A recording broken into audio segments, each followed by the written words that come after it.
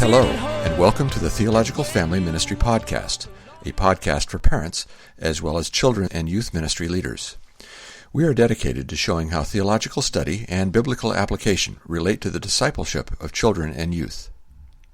As always, we're hosted by Pastor Ben Palaz, the pastor of family and children's discipleship at Curtis Baptist Church in Augusta, Georgia, and Tony Trusoni, the family and student pastor at Faith Family Church in Finksburg, Maryland. Good morning, Ben. How you doing today? I'm doing well. Enjoying things getting back to a little bit of sense of normal here. We're not all the way there yet, but how about you?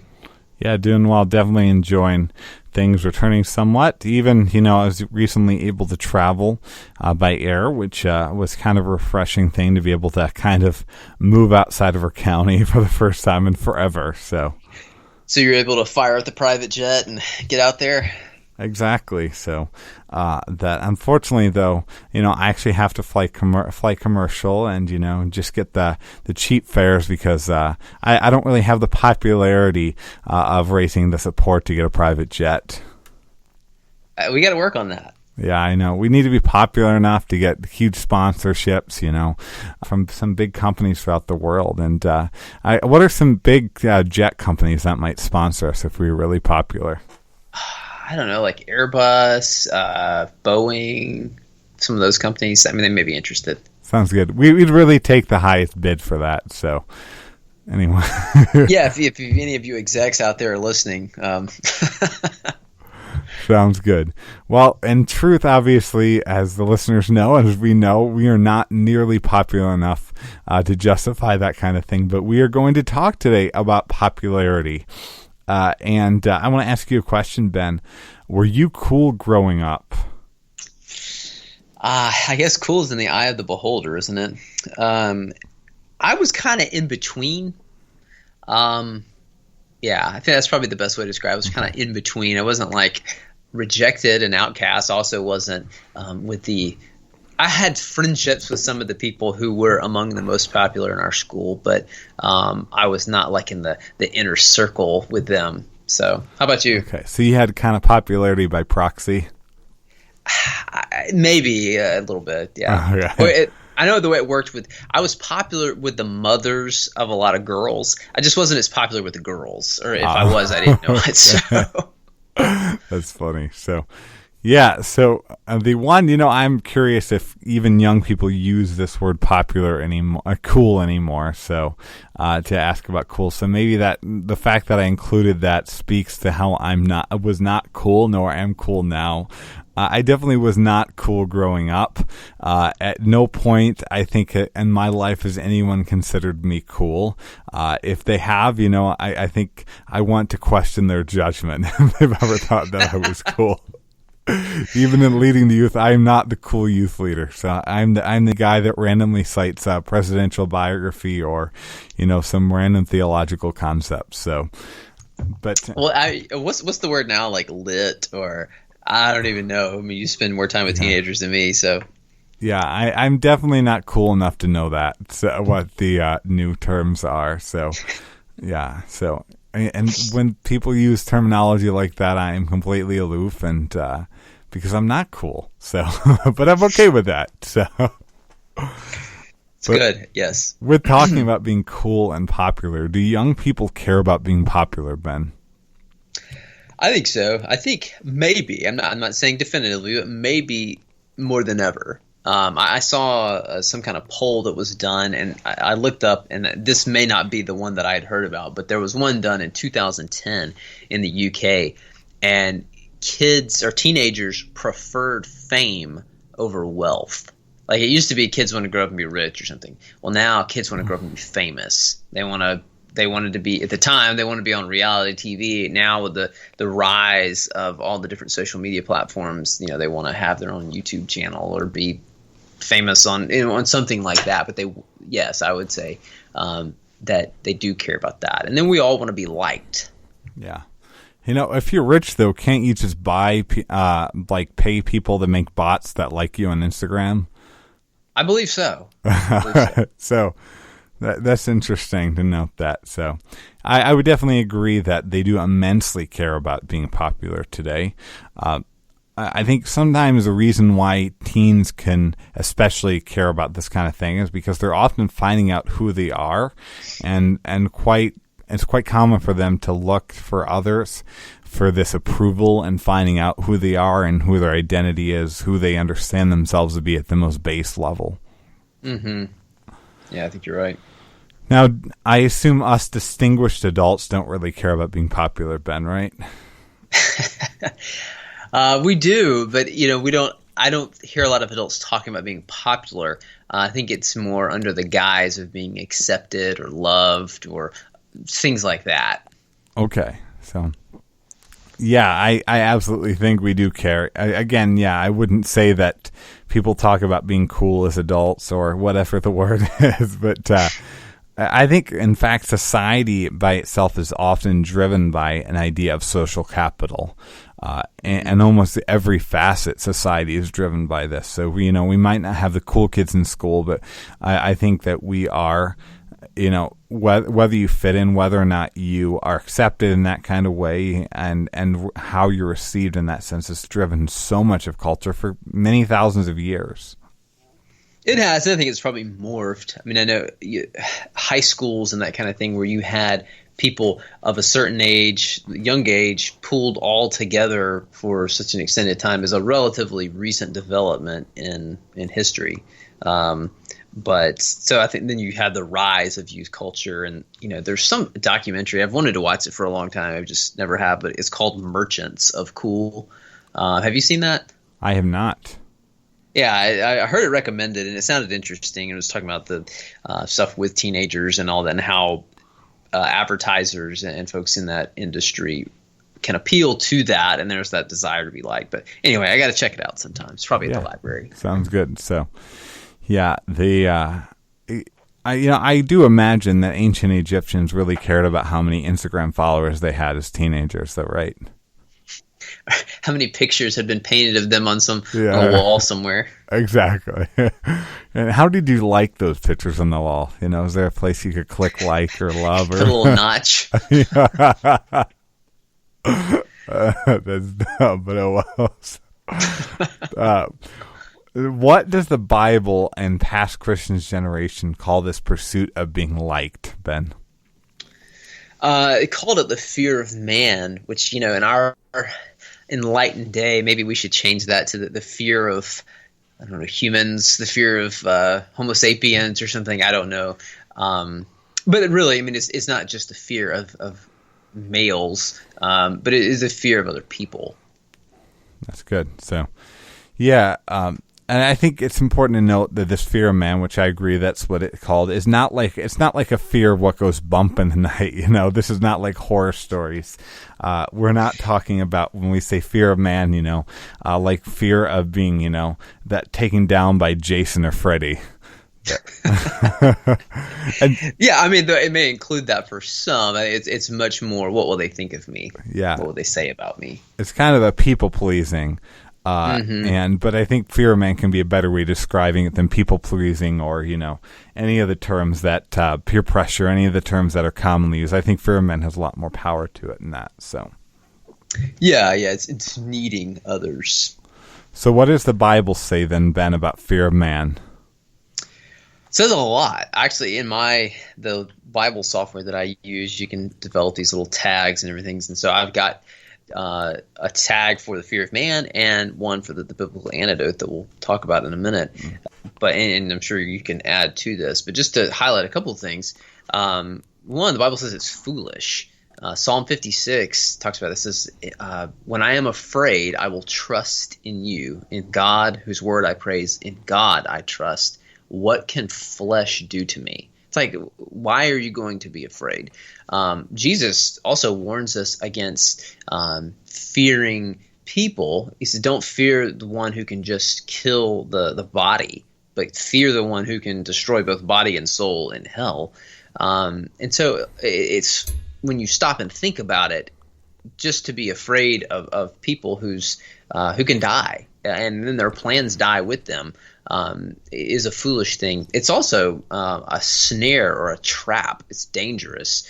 Proverbs 29:25 talks about that. And it seems to lead us to safety, to go along, to adapt our behavior or whatever to get the approval of others. But it really leads to danger for us. But when we trust the Lord and fear Him, that's actually what leads to ultimate safety. Those are a couple things. I mean, what would you add to that?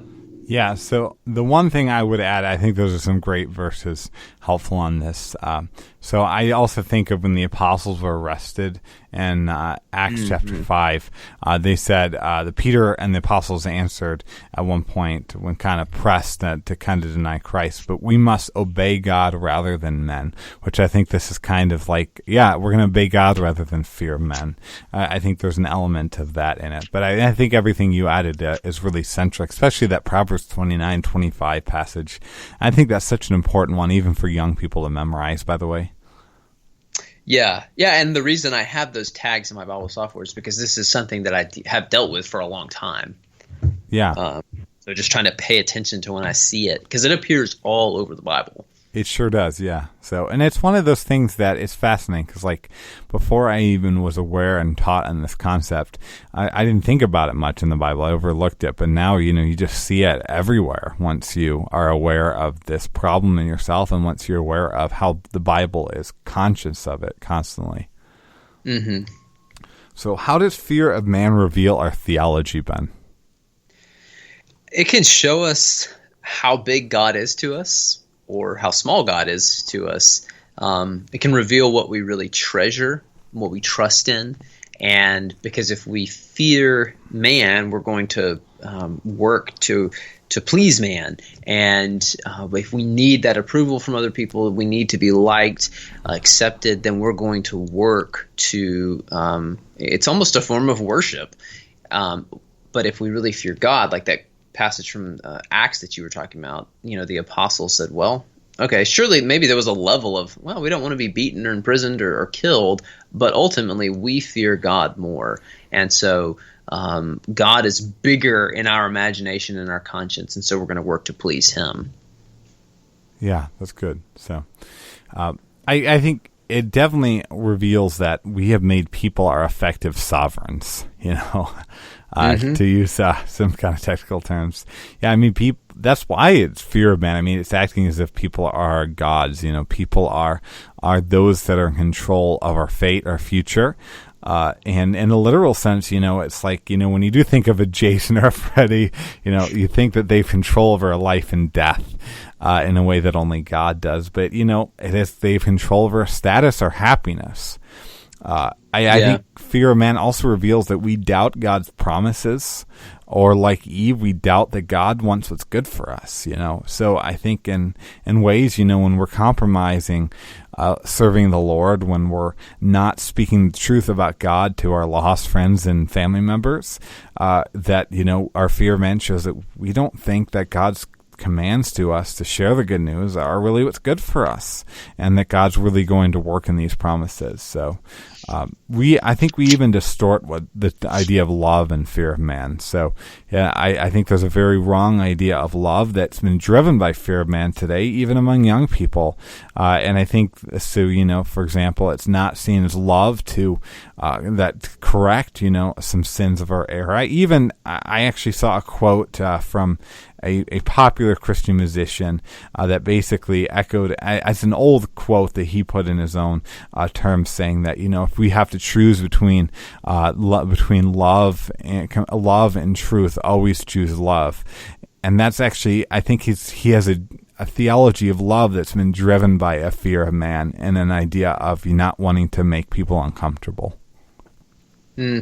Yeah, I mean, honestly, we're talking about this, and there's still protests and riots going on across the country and other countries as well in response to racial injustice and things. And some of the tactics of people that want others to speak up about this, there is a big pressure of the fear of man to say the right things on the right platforms at the right time.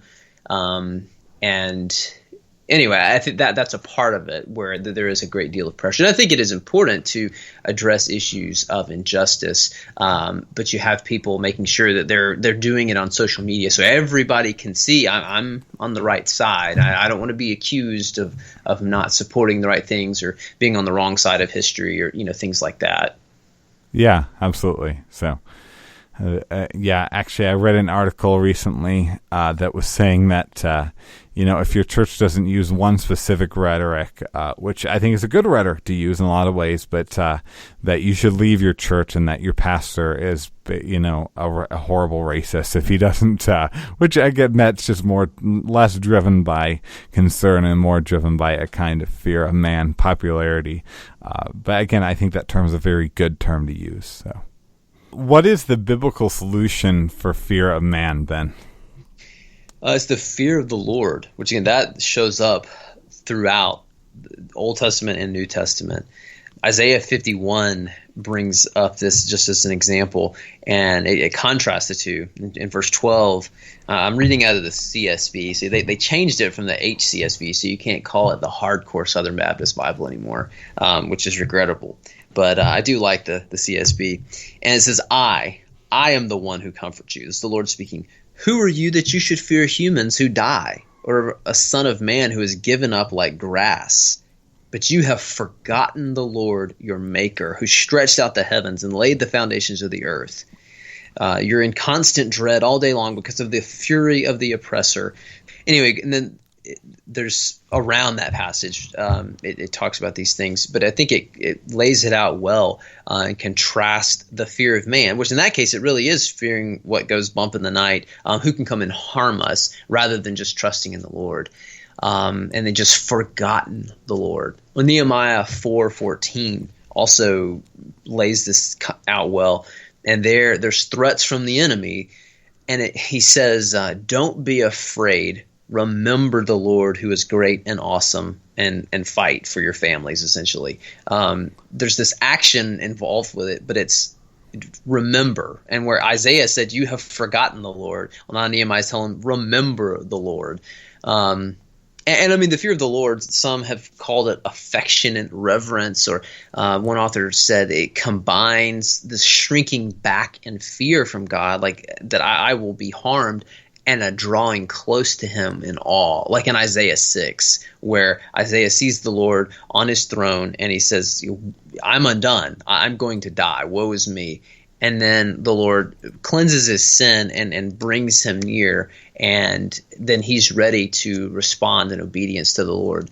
And so I think that's a really powerful, and I mean, it's pointed out to me just the power of that. It doesn't use the terms the fear of the Lord in that passage, but it's clear that's the concept that has struck Isaiah. Yeah, no, that's good. I'd just add to that, I think one of the most important verses on the fear of the Lord, as has been mentioned indirectly, as fear of the Lord is beginning in knowledge, fools despise wisdom and instruction, Proverbs 1:7. And so like he said, the fear of the Lord is definitively the solution in this. So, and it is cool how like raising our view of God actually lowers our fear of people. So, and it's really, in a lot of ways, it's funny because this is one of those areas of sin, as there are many, where, actually dealing with the issue in and of itself is not the ultimate issue, as in like how we solve it is actually not by even thinking that much about people, but by thinking more of God and by elevating our view of God and our understanding of the incredible sovereignty of God. Actually, I do think of another answer, going to one of my favorite Psalms, Psalm 73. So Psalm 73 is one of my favorite Psalms, and it kind of records a man and a prophet who is battling with kind of fear of people, and people were falling into sin of these enemy armies, Philistines probably, and they had kind of doubted God, and they were following after the idols of the people, and Asaph really battles against this temptation, and he goes into the temple. He basically says, and he sees their fate. He probably sees a drawing that kind of depicts some of these victories that God had given to his people, and showing God's great sovereignty. and I think it allows him to be able to trust in God because he remembers that God is bigger, that God is more powerful, and so he gets this right fear of who God is, and that allows him to no longer envy the arrogant, as he says. And I think that's a really great idea of the solution to fear of man. It's just, I think we remember how great our God is. We look to how incredible and powerful our God is, and we don't, shirk in fear of God. We don't have fear that God is going to light us on fire in any given moment, that we can, but we have the fear that he has the power, and reverence that he has the power that he can do all things, and he fulfills his promises. Yeah, that's good. Now, is it wrong to be popular, Ben?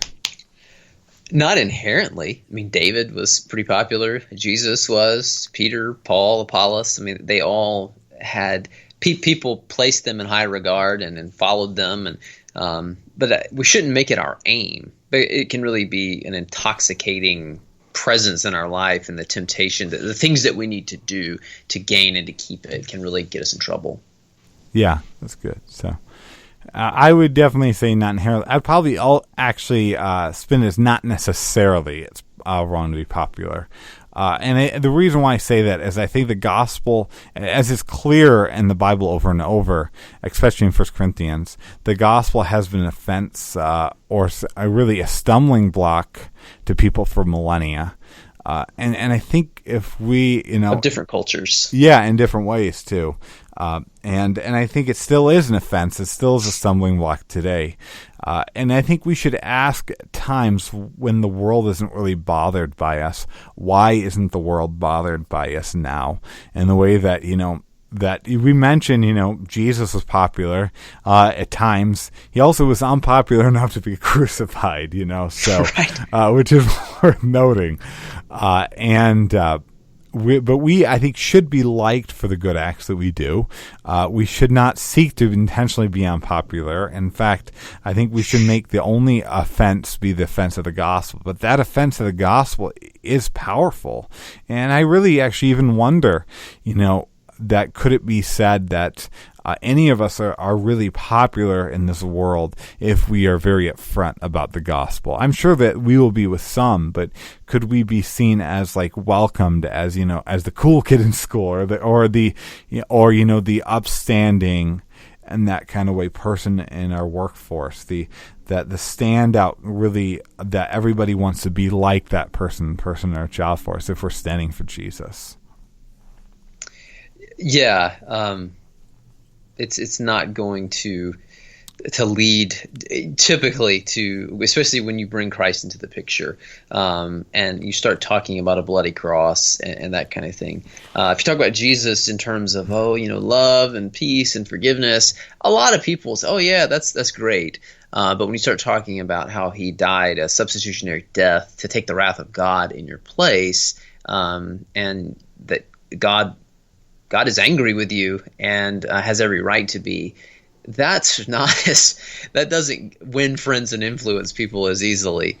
And I mean, even in the church and in Christian circles, if you go the path of righteousness or you push against idolatries, people can get upset with that. It is, if you're being true to Scripture, our sin just doesn't like to have a light shone upon it. Yeah. So I actually even think of in terms of that, there's wrong to be popular. There's a popular Christian singer that's also, quote unquote Christian singer, that's also kind of a crossover hit and is popular on secular radio right now. She famously, a couple of years ago, she was asked about homosexuality and whether or not it's sin, and she basically wouldn't take a stance, and she's like, I don't know the Bible well enough to give an answer on that. And I don't think she's dumb. I actually think she's very smart enough to realize that no, she's not going to be invited on Jimmy Kimmel's show anymore if she says what the Bible says. And I don't think it's an earnest attempt to glorify God by but I think it's actually a fear of man that drives this, that allows her to be popular. Where if she had fear of the Lord, I suspect she wouldn't be invited all the time on the Late Show or whatever. Yeah, that's a good point. I know the situation you're talking about, and it did seem. Now, I've never met this person. It does seem, unless she's just never really read the Bible very much, that is an issue that is quite clear. And so it did seem to be like, you're good at singing, maybe not so good at reading the Bible, or it's just, not, I didn't realize that her popularity had risen that high, but especially in our, to be in those kind of circles in the world, you can't stand with Jesus on some of those things that the world would consider controversial. Or no, I mean, as far as I know, J.K. Rowling does not profess to be a Christian, but the recent controversies that she's faced for questioning the orthodoxy of transgenderism, and she has gotten a lot of heat from other people who you would have thought would have been her friends. Yeah. Now, we've kind of already answered it to a degree, but I want to ask, will making much of Jesus make our kids more or less popular, typically? Typically, it's going to bring some reproach and some shame. But Jesus told us to expect that that they've hated me, and so they will hate you. You're not better than your master. Mm-hmm. So, yeah, I would definitely say typically less. And I think, we reject the cultural idols. And every culture has its different idols, I mean, it could have been. I mean, actually, I've seen examples of, we talk about slavery and our unfortunate past today, but, there are actually examples of Christians that spoke out against some of the sins of accepting slavery in the South that are less known, partly because that states banned the ability to write op-eds against slavery, which is a fun fact of history in the South. But, I mean, a lot of those opponents of that were not popular in any sense, were widely rejected. And so in the same way, when we reject our culture's idols today, we're definitely going to be burned by our culture. So, yeah, I was reading in Jeremiah, I think just yesterday, I don't know, around chapter 10, 11, something like that, maybe a little bit further, where Jeremiah says that he's told them the word of the Lord, and it's not what the people want to hear. And so essentially they say, stop telling us what God says or we're going to kill you. Yeah. And I mean, he obviously was not preaching Christ crucified, but he was preaching what God had said. He was calling people back to the covenant and to repent. And so, when we come with what God says, and now most fundamentally, his last word to us is his son, like Hebrews 1 tells us. There is going, like you said a few minutes ago, God in the flesh shows up and people killed him. We are in our sinfulness. We resist the light and we resist God. Yeah. And to add that, have you ever read the book How to Make Friends and Influence People? I don't know if I've read the whole thing. I have read parts of it, at least. Yeah. I actually haven't read that book yet, but I'm almost positive that believing everyone is a bad sinner and will go to hell apart from Jesus is probably not one of the chapters. It's not one of the main points. No, and I think that Dale Carnegie was a Mormon, if I'm not mistaken. So I'm not aware. He may have some differing views on that. Yeah. Now, how can parents help young people fight the fear of man and be okay with being unpopular? I think we want to help them to see more clearly who the Lord is and to fear him, just to show them how great and how glorious God is, and then to help them to be free to love others rather than to need others. And I'm borrowing from a really good book, and I know you've benefited from it as well, but by Ed Welch, When People Are Big and God is Small, Overcoming Peer Pressure, Codependency, and the Fear of Man. That has been a really helpful book for me that I've gone back to a number of times. And he kind of lays out the process for identifying the fear of man in the Bible and in your own life, and then moving towards, seeing God more clearly, as not like you have to paint this picture of a God that he's not really. It's a fiction. It's actually seeing God for who he actually is, and then also seeing where the fear of man shows up in you, and then moving to not need others, but to instead move out towards them in love, because now you're not afraid of them. You don't need them. They're you see them in the proper light, in the proper proportion, and that they are much smaller than God. Yeah. And so I think that's something we got to help shepherd our kids in. That's great. So, Yeah, I think that's an outstanding answer. The only thing I would actually add to that is I think sometimes it's good to recognize that you can want that popularity for them too much. You know, I've seen that in my own heart. I've seen that in parents of teens and children, where, you know, that desire for them to be popular, you know, maybe it was the popularity that they didn't have when they were growing up, or maybe it was they want the popularity that they enjoyed. And I think that be aware of when we want that too much, because that can become we can make our kids an idol and their popularity part of that idol worship. I've seen this kind of in a tragic way. Someone that I'm connected with who, I mean, she was a very sweet girl. She had something with her facial structure that was, I guess, pronounced and a little bit unusual. And her mom had married this guy who did really well financially. And anyway, her mom told her, I mean, she was, you know, an adult, young adult, and told her that she was going to have facial some kind of surgery, reconstructive surgery to change that feature. And the person that I know that who's closer to this other person was telling me about it. And just, it was like, you know, gold digger kind of mentality. And like, you've got to look a certain way so that then you can get a certain kind of man. And the way God made you was not sufficient. And so, I mean, and the girl was like having, you know, a lot of anxiety about this, did not want to have this surgery. And it was really sad to hear about.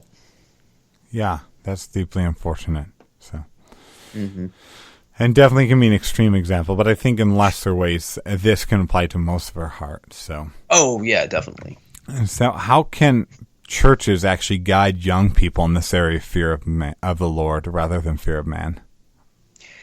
Well, we've got to teach the Bible solidly with God at the center, and we've talked about this a lot in different contexts. It's not just for the fear of man, but it really does show up here that we don't just teach moral lessons or what's the moral of the story kind of thing. Here's some life points. Yes, we do want to be moved to apply the Bible and to love and obey God and to love others and serve them. But seeing God at the center, God is always the primary character. And so we should be asking, what does this show us about him, what he's like, what he does? And just to paint a glorious picture of him and not just, you know, Jesus is a friend of mine, that kind of thing. I think you want to talk about it directly in age-graded settings as well as when the whole church is gathered. You know, the fear of man, like we've said, it doesn't just live in young people. It's alive and well in adults, and we seek it in various ways with the houses we buy or the cars and the kinds of things we post on social media with our family vacation or whatever it may be, and encouraged and give context for being uncomfortable and having to rely on the Lord. I mean, like you alluded to it earlier about the need to share the gospel, and that's one I think where even people who may think they don't deal with the fear of man, when it comes to evangelism, I think we all have that fear of what people, they will reject us or we won't know the answers or whatever it is. And so giving some context and helping encourage that. Yeah. One thing, what would you say? Yeah, I would add to this a couple things, actually. So I think we really need to enter the fear of man mentality into their vocabulary for young people. And again, in ways that, I mean, again, I wasn't that aware of the prevalence of this in Scripture as a young Christian in high school or, you know, even into college and early seminary. And I think that's a shame because I think we need to teach on this regularly because the Bible does. And if we teach the Bible, it will help us to do that. But to be more conversant in this, I think is just one very basic thing. I think another thing, we need to really avoid the kind of win friends and influence people prosperity gospel, one might say, which I think it can be very real. I think if there's a prosperity gospel that, you know, that this is an ideal, that this is more important than the Bible wants to make it. And I think one way that this actually can be seen is sometimes, you know, churches can strive to have kind of an age-graded ministry, have the kind of the cool leader up front, and make that more important than a lot of other more central things in the Bible. Having, you know, making sure that there's somebody cool that they can see. Actually, I remember following a youth ministry thing in our area that talked about how teens need to see how cool and fun you can be as a Christian. And I think that really, really sends the wrong message. And it's going to actually enshrine fear of man as like the most important thing. And it's part of our Christianity. I actually know even further. I think this mentality of the cool leader up front has impacted even churches. Some years ago, I know of a church that really, I mean, the basis of who they hired as their senior pastor was, as this person is very popular, this person is very dynamic and a very attractive person. And I think that the reason why is because there has been so much of permeation that, we're trying to grab hold of this fickle thing of popularity and trying to sanctify it rather than how we should crucify it. Yeah, I've mentioned this book that I read, I think it was last year on here before with you, The Juvenilization of American Christianity. And the author traced back like in the 40s and in the 50s that there have these youth rallies and these parachurch organizations rose up. And part of the goal was to show kids that like you can choose Jesus and you can also be cool. And so they would have like the equivalent of these prom queens and stuff. And they would go after the high school quarterback or the cheerleader captain or whatever it is. And I mean, there's strategic value in trying to target someone who's an influencer, but it was almost like, well, this person's cool, so other people will follow them, and the social capital that these people have. And it very much drove not everything they did, but it was prevalent in trying to show kids, oh, you can be cool and you can be with Jesus. Yeah. Yeah, and I think that is so interesting, that message actually in youth ministry can be so common. And that's kind of where I really thought of wanting to do this, because like that mentality, you can have that following Jesus is so much fun, and you need to do that because it's going to be so much fun, and you can be cool, and you can be such an awesome person, like your favorite, quarterback, and follow Jesus. I mean, how does that relate to Jesus, he suggested to people, if they're not willing to lose their family, if they're not willing to carry a cross, that you die on, don't even bother following me. Don't worry about it. And again, we have these rallies like that in youth ministry. Oh, I know. It's disturbing. And I mean, and the reason I brought that point up to show, like, this has been going on for generations. And I guess we're closing in on the better part of a century of that. And so it has just deeply permeated what we do. And I mean, you look at some of the more influential youth ministry movers and shakers out there, and there is definitely an emphasis on being cool. And it looks like a concert at, I don't know, Justin Bieber or whoever's cool these days, and less. And I mean, I don't know that you should necessarily like go say, well, we're just going to try to find the most not cool person. But it was refreshing to see, because Passion, people may have various opinions of it, but like the Passion Conference and movement and stuff, they are cool. They have big music shows and all this stuff. And then they have somebody like a John Piper out there in his, pleated khakis. And, I guess Piper's probably in his 70s now. But like they would bring people out there like that. I guess it was refreshing that everybody wasn't out there in, tight pants and with rips in them and tattoos all over them and stuff. Because John Piper is definitely not cool. Yeah. Yeah, absolutely. No, he's cool in some circles. Some people think he's very cool. But well, yes, I do. I have gained a lot from him.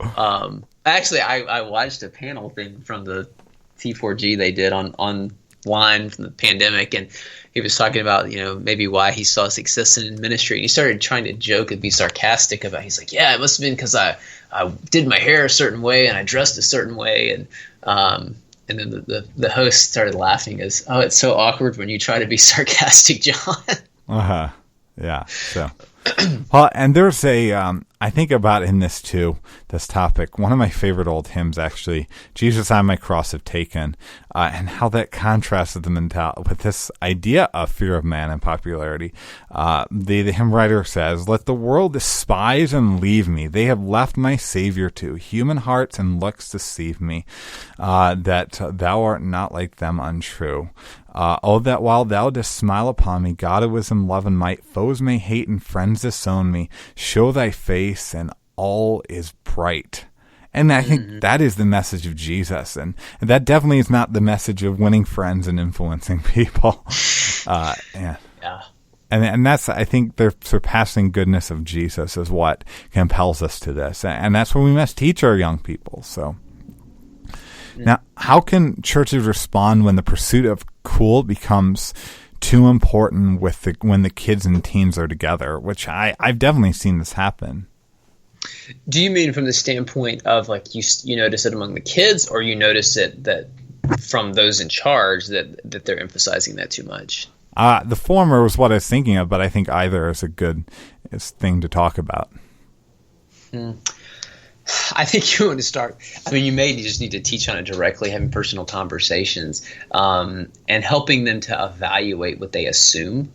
And because you think when you stop and remove yourself from the emotional involvement of it, and you go, wait a minute, what is coolness? Like, it's not this definitive thing. Like I said at the beginning, you asked me if I was cool when I was younger. It's in the eye of the beholder. And like, you've got these people who will assign coolness to you or to somebody else, and they can also take it away. And so helping them just kind of, using some of the current terms, deconstruct some of their assumptions about that, and to challenge that. And that's, I wasn't quite sure what's your thing there. I mean, what are your thoughts on that? Maybe this is more related to youth ministry, but I actually remember before I was a Christian, I visited one youth group of a large kind of seeker church. And I remember there was a group, I was just kind of trying to be a fly in the wall, and I witnessed somebody I knew of was really getting mocked, and this person ended up just kind of dropping away from things. And it was less popular being mocked. A group of guys that, were in the popular garb of the day, back when we were growing up, Abercrombie and Fitch and all that stuff. Right. And, just kind of the almost prototypical of like a college movie, and then like, and that is what it is. But then I actually saw like 5 minutes later, I was in shock because I saw this group of people that were, that were standing out in this kind of way, and were kind of like actually elevating themselves by lowering other people, actually stepped up on stage as the youth worship band, and, and were celebrated by the youth leaders because, they were cool. And I think that this can happen in ministries, and I think children and youth ministries, where this same kind of like awful social hierarchy based upon popularity rather than based upon making much of Jesus, that can permeate our ministries. And I think that youth leaders especially, and children's ministry leaders, need to call this kind of thing as we see it. Within reason. And, we need to fight against this kind of thing rather than leaning in the way that your example earlier kind of talked about. I think we need to make sure in all of our ministries, we elevate those who are making much of Jesus, not elevate people based upon other categories at all. So, and I think to add to that, we should expose young people to leaders with different personalities and different quirks, and celebrate those people that, might not be the prototypical youth or children's ministry leader. Yeah, because I remember seeing this, and again, none of us can. I mean, Paul had people who were converted, or so he thought, and then they abandoned him. But I remember 10-ish years ago, or more, Aaron Rodgers and the Packers won the Super Bowl, and this was at seminary, and it was just because it was a Lifeway, but they had some little pamphlet up by the cash register that was talking about football players or famous people that were Christians, and he was on the cover of it. And I've heard that since then he has questioned his evangelical upbringing or something, and I mean, he's kind of had a history of, I don't know, not being the easiest guy to get along with and stuff like that. And so I remember even at the time thinking, okay, well, I guess he's a Christian. Maybe you try to give him the benefit of the doubt. But I mean, there are others too. But we as a culture, we don't want to look stupid. We don't want to be on the losing side, and so we elevate these people who are famous, who are attractive, whatever. Even with our political leaders, we want to point at this one or that one, and we shouldn't bring that into the church with just the people that are in front of us and go, oh, look, so and so's pretty, or so and so's the quarterback, or whatever it is. Like, I think you're absolutely right. Yeah. So, well, how can we help those with lots of friends be more concerned with staying faithful than keeping friends? I think we want to help them evaluate their friendships and ask them, why are you friends with this person and that person? Kind of, what are your motives? Like, do you have these friends for you, or do you have these friends for their sake? And help them to love their friends that God has given them an influence with, to reach out and serve them for their benefit, rather than needing all those friends and having to maintain those friendships and the affirmation those people bring, to kind of maintain a reputation and to feel validated, that you're transforming where they're looking, rather than navel gazing. They're looking to benefit others. I would add to that, I think, frankly, show them the potential cost of following Jesus, but also the great reward.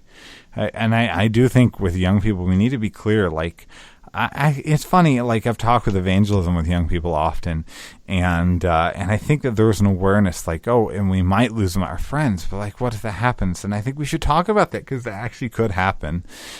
People that we value as our friends could disown us. But also show them, the great reward of being faithful to King Jesus, and how God works even when, our friends disown me and foes hate us. And I think lastly, show them the fickleness of popularity and the kind of love that we show for other people in evangelism and faithfulness to our God. Yeah, those are good points.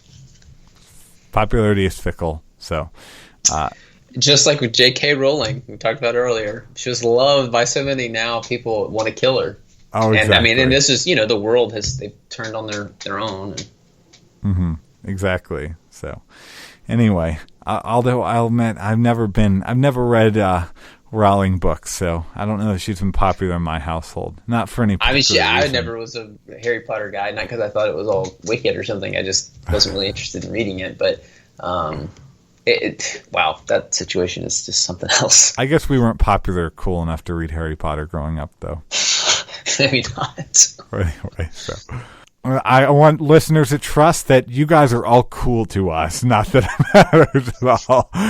And this has been quite a good discussion of popularity and the greater issue of fear of man. Yes, thanks for bringing it up. I think it's really, really relevant for young people, but also for adults to consider in their own hearts. Yeah, and definitely something relevant for my life, as I fall into this area so often. Me as well. Anyway. Thank you for joining us for this episode of the Theological Family Ministry Podcast. If you have enjoyed this episode, please give us a review on iTunes and share the podcast with your friends on social media. All new episodes are available to listen to on Stitcher, SoundCloud, YouTube, Spreaker, and iTunes. We hope you have a great week, and join us again every first and third Thursday.